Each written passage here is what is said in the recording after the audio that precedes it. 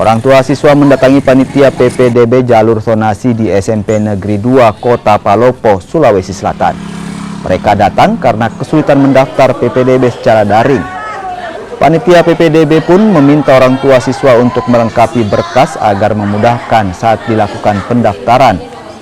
Meski masih banyak orang tua kesulitan saat pendaftaran PPDB secara daring, namun tidak sedikit juga yang mendaftar secara mandiri.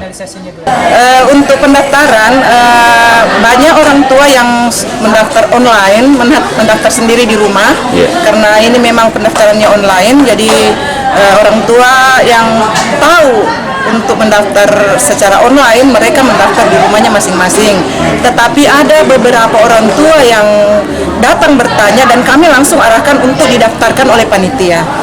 Itu banyak itu, Bu, yang begitu? Ya, untuk ini lebih banyak yang didaftarkan karena mereka minta tolong untuk didaftarkan karena mungkin kendala ini mendaftar online-nya yang belum bisa mereka lakukan.